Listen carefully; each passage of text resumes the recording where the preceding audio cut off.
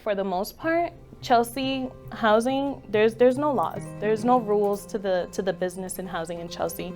You get evicted through the moratorium. You call the landlord to let them know that they're violating laws and they can, find themselves in trouble in court, and they're like, well, call the judge and tell the judge to pay my rent.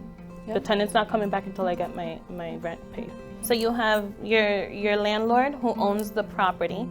Then you have a person who that landlord rents the unit to. So that could be the person who holds the lease, if there is a lease, or the person who has acknowledgement and goes to show their face every month to pay the rent. Because the rent is so high, underneath those two, you have subleasing tenants. And those subleasing tenants, you can think of it as roommates. The owner does not acknowledge the subleasers. The owner only acknowledges the leaseholder. I know people say it's roommates, but I don't think it's roommates. It's more like family. You have a family in one apartment room. You have another family living in the living room. You have another family renting another room. And this family in conjunction can look as 5 people in one bedroom. 6 people in one bedroom. They don't know that they have rights as tenants. They just feel like if the master tenant is telling them to go, they're not protected by nothing else. They feel like if the master tenant wants them to leave, they need to leave.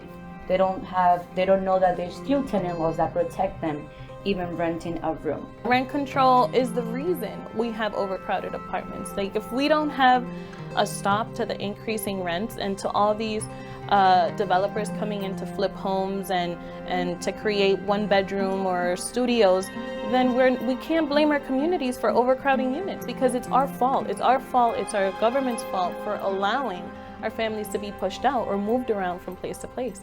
We need rent control, we need transitional housing, and we need funding to support our families from the years of inequity.